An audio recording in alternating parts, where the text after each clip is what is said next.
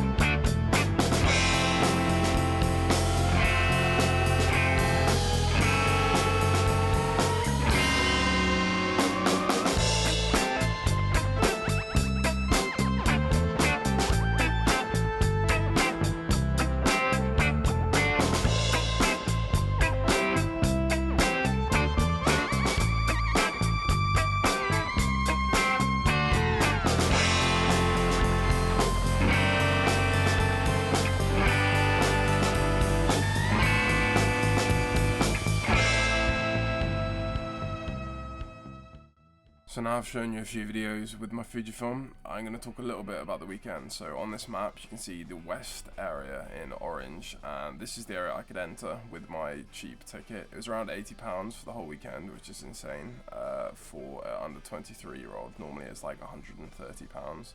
But yeah, I could enter all these sections. So on the Friday, I went into the P and G section and sat there and took some pictures, which I'll show you now. But to be honest, the practice days might have been my favourite part of the entire weekend, with way less people, only people that really cared about the F1, and you had way more space to kind of go where you want. You don't have to worry about missing certain things because it's not the race day. And yeah, you had a bit more freedom, and I could relax in terms of getting to and from the circuit as well. So yeah, here are some pictures from that day in those sections, and as you can see, you got a really nice view of the cars looking down on them. And then this is a shot I was trying to get for most of the day, with two cars passing under and over the bridge together. I didn't manage to get the McLarens together. I was trying to do that, but they just about missed each other every single lap. But yeah, really nice picture. There's a few around the circuit as well. It was such a nice time, honestly. Everyone there was really excited for the event. And now we're going to move on to pictures from the next day, which is the Saturday.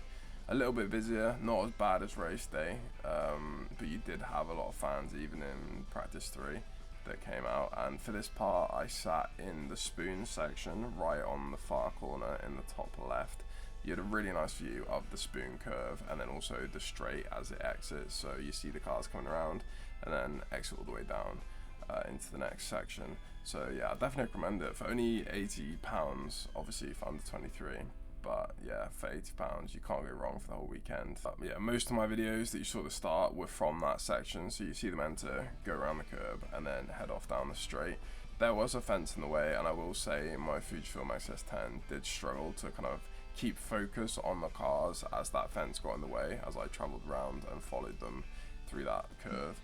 But I think other cameras, I was with someone who had a XS20 and that was handling it slightly better. But if you had a designated camera for this type of stuff, like some of the Sonys or newer Fujifilms, I think you'd definitely have a better time with trying to focus and stick to the cars without them kind of blurring out and not really understanding how to track through the fence. I do think there is a slight improvement on autofocus between the two.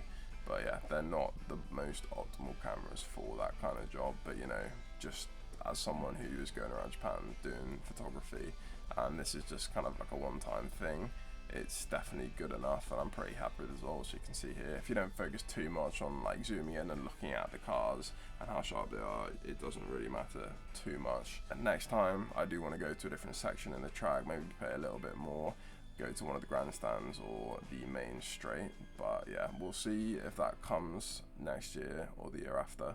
But for now, I'm pretty happy with how it all turned out. In terms of the food and the track, everything was pretty good, pretty cheap. If you're paying £80 to £100 for a ticket on the Spoon corner, and then food in there, there's loads of different options for not too much money. Maybe most of the food is £5 to £10, whereas at other tracks and other festivals, you'll be looking at well over £10–15 for a simple meal.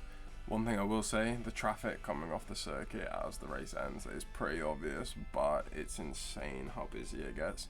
I did leave around 10 laps early, so I managed to get to my car before a lot of the traffic kind of emerged and came together. So I actually got off at a decent time and could get home. But if you left after the race ended, or after you saw the celebrations, you'll be waiting for a very long time. If you're getting trains, it could be hours of waiting.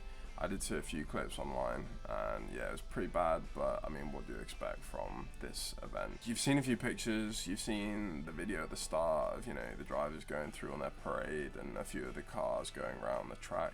I'm very happy with how it turned out. I didn't really focus too much on making content this weekend. I'd done a lot of traveling beforehand around different prefectures, and I really wanted to just sit down, enjoy the race, not really look through my lens, just focus on what was going on around me. So I don't have too much content from it, but I hope you learn a little bit about it from me rambling away. And yeah, it's around 7–8 minutes now, so I'll probably call it there. If you got any questions, drop them in the comments and I'll happily answer. I don't really know too much, but I was there to enjoy it. I did experience a lot of the atmosphere and everything, and I've been in Japan for a while, so yeah, hopefully I can answer anything that you have to say. But yeah, with that, we'll end it there, and yeah, I hope you enjoyed this little segment about F1, and yeah, I'll catch you in the next one. It will be back to normal content, and yeah, I hope you enjoyed, and I'll catch you in the next one.